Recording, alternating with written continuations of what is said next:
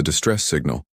The Xanthari research station Epsilon floated peacefully in the void between two spiral galaxies, its crystalline structure catching and refracting starlight in brilliant patterns. For 300 cycles, this station had served as a beacon of scientific cooperation, where 12 different species worked together to unlock the mysteries of dark matter. Station Commander Thyma adjusted her 4 optical sensors, studying the latest readings from their deep space monitors. The Xanthari were known throughout the galaxy for their dedication to knowledge and their complete lack of military capability. They had evolved on a world without predators, without conflict, without the very concept of violence. It made them perfect mediators and researchers, but it also made them vulnerable. The first sign of trouble came as a gravitational distortion on their long-range sensors. Thyma's assistant, a young Xanthari named Kree, brought the anomaly to her attention with visible concern rippling through his translucent skin. "Commander, these readings suggest multiple vessels approaching through subspace. The signature doesn't match any registered scientific expedition in our databases." Thyma examined the data, her peaceful mind struggling to comprehend what she was seeing. The energy signatures were massive, aggressive, radiating power levels that seemed designed for only one purpose that her species had only heard about in ancient histories of other worlds.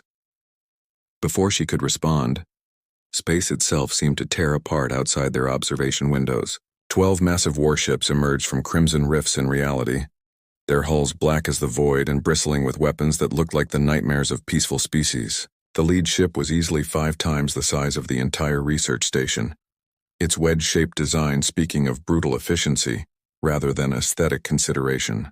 The Krillian Dominion had arrived. The Krillians were conquerors, pure and simple. They viewed the galaxy as territory to be claimed, its inhabitants as either slaves or obstacles to be removed. Their empire spanned 40 systems, each one taken by force, each population either enslaved or exterminated based on their usefulness. Commander Thyma had never imagined they would venture this far into neutral space. But here they were, surrounding her station with enough firepower to vaporize small moons. The communication system crackled to life, and a harsh guttural voice filled the command center.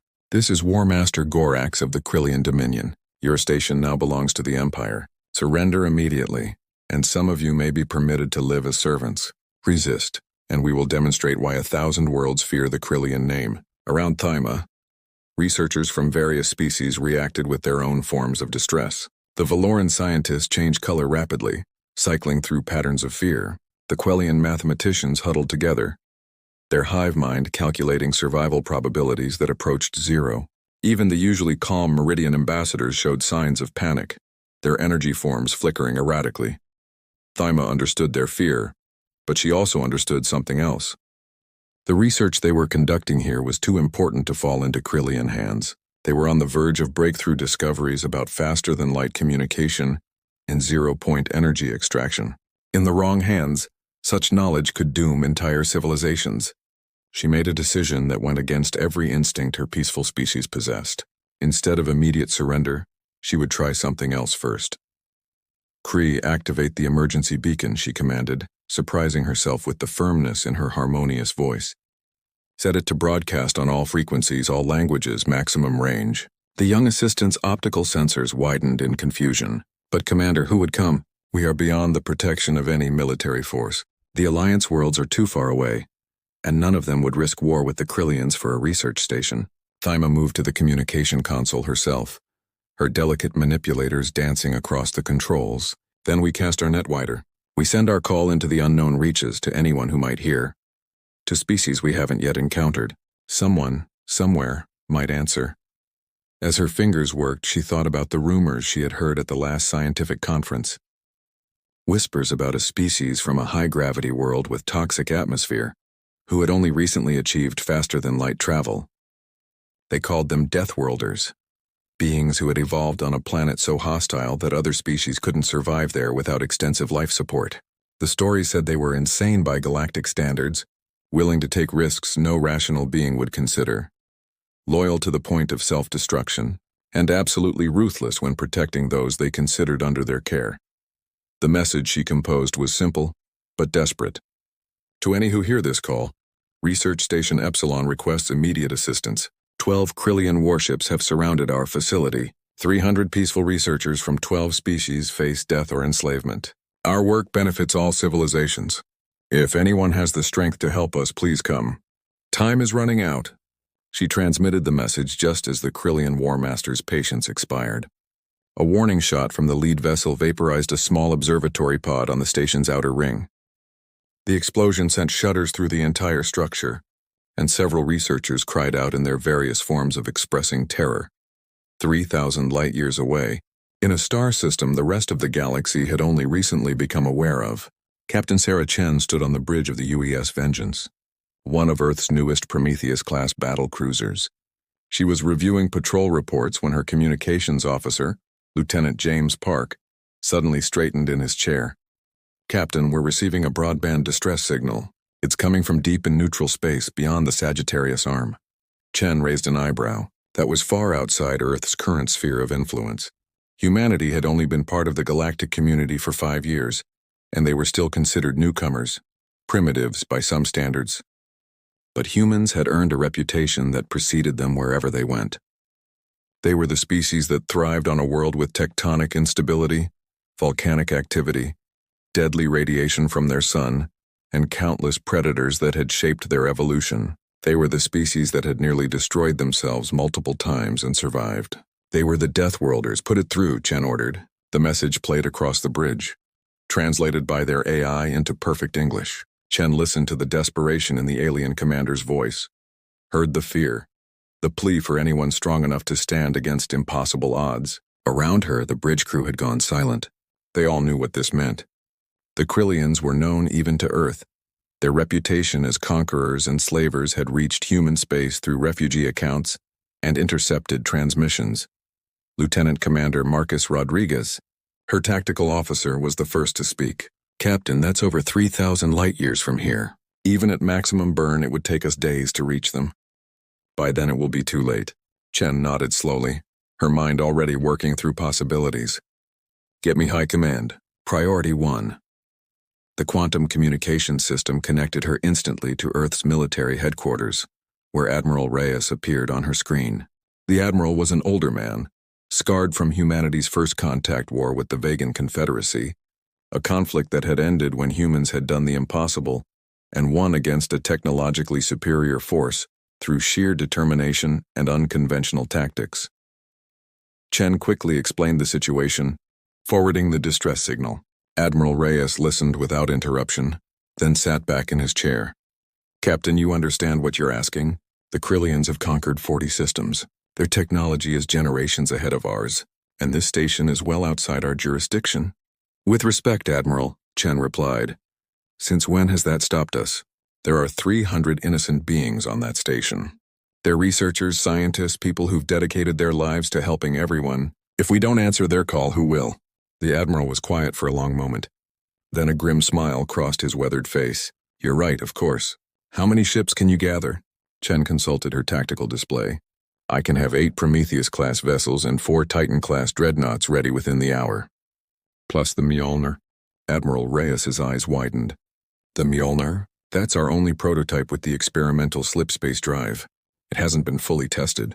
The last test nearly tore the ship in half, which means it can get us there in time," Chen countered. "Admiral, those researchers sent their call into the void hoping anyone would answer. They're about to learn what happens when humans receive an SOS." The Admiral made his decision. "Do it. Take your fleet. Show the galaxy why Earth's children don't abandon those who call for help. And, Captain, make sure the Krillians remember this day." Within an hour, 12 human warships had assembled at the edge of Earth's solar system.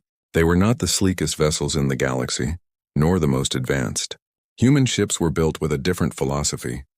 They were redundant, over-engineered, designed to take massive damage and keep fighting. They were ugly, blocky things that looked like they had been hewn from asteroids rather than built in shipyards. But they were also something else. They were crewed by humans. The Reckoning. The human fleet hung in space like predators preparing to pounce, their hulls scarred from previous battles, their crews ready for what everyone knew might be a one-way trip. Captain Chen stood before the holographic display showing all 12 ships, addressing their captains simultaneously. "Ladies and gentlemen, We're about to attempt something that every other species in the galaxy would consider insane. We're going to use an experimental drive to jump 3,000 light-years into hostile space to face an enemy that outguns us, outnumbers us, and has every tactical advantage. The display showed the grim faces of her fellow captains, not one showing hesitation. Chen continued, her voice carrying the weight of human history. But we're humans. We're the species that looked at the void and decided to conquer it. We're the ones who split the atom, who harnessed lightning, who refused to go quietly into any night. Some alien researchers sent out an SOS, not knowing who might answer. They're about to learn what it means when humanity says we're coming. All ships slave your navigation to the Mjolnir. We jump in 60 seconds. On the research station, 2 hours had passed since Commander Tima's desperate message. The Krillians had begun boarding operations, their assault craft latching onto the station like parasites. War Master Gorax personally led the invasion, wanting to see the fear in these weak species' eyes as they realized their fate. The Zenthari had no weapons, no means of resistance. They could only watch as Krillian warriors in powered armor stormed through their corridors, corralling researchers into the main laboratory space. Gorax stood before the assembled scientists, his forearms spread wide in a gesture of dominance. His species had evolved as apex predators on a world where might made right, where the strong consumed the weak. To him, these peaceful researchers were nothing more than resources to be exploited. You will continue your research, but now for the glory of the Krillian Dominion. Those who cooperate will live. Those who resist. He gestured to his warriors, who raised their plasma weapons threateningly. Commander Thema stood at the front of her people, her translucent form trembling but resolute. We are scientists. We seek knowledge for the benefit of all. We will not weaponize our discoveries for conquest. Gorax laughed, a sound like grinding metal. You think you have a choice? You will work, or you will watch your colleagues die one by one until you comply. He reached for the nearest researcher, a young Velaran whose chromatic skin was cycling through terrified patterns. Then space outside the station exploded into chaos. The humans didn't arrive like the Krillians had, with precise rifts in space. They tore through reality itself. The Mjolnir's experimental slip-space drive ripping a wound in the fabric of space-time that spat out 12 warships in a burst of exotic radiation that overloaded every sensor in the system. The human fleet emerged inside the Krillian formation, a tactical impossibility that no sane species would attempt. The stress of the jump had left scorch marks across their hulls, several ships venting atmosphere from ruptured sections, but they came out firing. Captain Chen gripped her command chair as the Vengeance materialized less than a kilometer from a Krillian destroyer. Fire everything! The human ships unleashed hell. Not the elegant beam weapons favored by advanced civilizations, but kinetic rounds accelerated to significant fractions of light speed, nuclear missiles with yields that made stars jealous, and plasma torpedoes that burned through shields like tissue paper. The Krillians had shields designed to stop energy weapons, deflect particle beams, absorb radiation. They were not prepared for the human approach to warfare, which essentially amounted to throwing very heavy things very fast at the enemy. The first Krillian ship to die took a full broadside from the dreadnought Thunderchild, whose mass driver rounds punched through its shields and armor like they weren't there. The ship broke in half, venting atmosphere and bodies into the void. On the station, War Master Gorax watched in disbelief as his supposedly invincible fleet came under assault from ships that shouldn't exist, using tactics that shouldn't work. Impossible! No one attacks the Krillian Dominion. All ships destroy these primitives, but the humans weren't fighting like any opponent the Krillians had faced. When the destroyer Fury took critical damage, its crew didn't retreat or surrender. Instead, Captain Thompson aimed his dying ship at the nearest Krillian vessel and pushed the engines past Redline. The Fury became a 30,000-ton kinetic missile, smashing into the enemy ship with the force of a small asteroid impact. Both ships died in a nuclear fireball that painted the void white. Even more terrifying to the Krillians was what happened next. Human Marines began launching themselves from their ships in boarding pods, but not the sleek shielded pods used by civilized species. These were basically armored coffins with engines designed to punch through hull armor and deliver their occupants into enemy ships. The fact that 30% of them didn't survive the journey didn't stop the humans from launching. They were volunteers, every one of them. Major Alexandra Volkov led the assault on the station itself. Her pod smashed through the Krillian assault craft, venting its atmosphere and crew into space. She and her squad of 20 Marines emerged in powered armor that made them look like demons from Krillian nightmares. Where Krillian armor was sleek and efficient, human armor was brutal functionality. It could take direct hits from plasma weapons, operate in total vacuum, and enhance the wearer's strength by a factor of 10. The Krillian warriors on the station, who moments before had been terrorizing unarmed scientists, found themselves facing something they had never encountered before. Humans who had evolved on a death world, trained from birth in the arts of war and absolutely willing to die to protect innocence.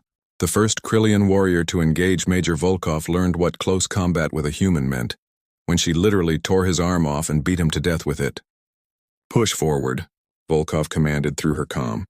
"Every second counts." Her Marines moved through the station like a hurricane of violence, each one a product of Earth's deadly evolution. They took hits that would have killed most species and kept fighting. Private Johnson lost an arm to a plasma blade and responded by headbutting his attacker so hard it cracked both their helmets. Sergeant Williams took 3 shots to the chest, her armor barely holding, and still managed to throw a Krillian warrior out an airlock. In the main laboratory, War Master Gorax watched his warriors falling back from an enemy that fought like nothing in their experience. These humans didn't fight for conquest or glory. They fought with the desperate fury of a species protecting something precious. When Major Volkov finally burst into the lab, her armor scarred and smoking, half her squad dead or wounded but still fighting, Gorax realized he had made a terrible mistake. "Stand down or die," Volkov said simply, her weapon trained on the War Master's head. Around her, her surviving Marines took positions, each one ready to die where they stood rather than let these aliens harm the researchers. Gorax looked at these insane beings who had traveled impossible distances, used technology that shouldn't work, and fought with tactics that defied all military logic. And for what? To save species they had never met, to answer a call from strangers. Outside, the space battle was turning into a slaughter. The human fleet had lost 4 ships, each one dying in a blaze of glory that took enemy vessels with them. But the Krillians had lost 8, with the remaining 4 trying desperately to retreat. Captain Chen wasn't letting them go. "No survivors," she ordered coldly. "They need to learn that attacking civilians has consequences." The last Krillian ship died trying to open a jump point, the combined fire of 3 human vessels tearing it apart before it could escape. In the station, War Master Gorax made the only decision that might save his life. He dropped his weapons and surrendered, something no Krillian War Master had ever done. The mighty Krillian Dominion, which had conquered 40 systems, had been broken by 12 ships from a species that had only discovered faster-than-light travel 5 years ago. Commander Taima approached Major Volkov slowly, her optical sensors wide with a mixture of awe and something else, fear perhaps of these beings who could unleash such violence. "You came," she said simply. "You heard our call across the void and you came." Volkov removed her helmet, revealing a scarred face with kind eyes. She smiled and it transformed her from warrior to protector. "Ma'am, when someone calls for help, humans answer. It's just what we do." The aftermath would ripple across the galaxy. The Krillian Dominion, learning that their expeditionary force had been utterly destroyed, would never again venture into neutral space. Other aggressive species would hear the story and reconsider their expansion plans. And the peaceful species, those who had always been victims, would learn that there was a new protector among the stars. The Deathworlders, the humans. But more importantly, word would spread about what the humans had said when asked why they had risked everything for strangers. The response became legend, quoted in 100 languages across 1,000 worlds. Because when someone sends an SOS into the dark, hoping against hope that someone will answer, humans will always come. It's not about logic or profit or political gain. It's about a simple truth. No one stands alone when humans are listening. Research Station Epsilon would be rebuilt, stronger than before, with a permanent human garrison to protect it. The research continued, now with human scientists joining the effort, bringing their unique perspective and insane willingness to try things no other species would consider.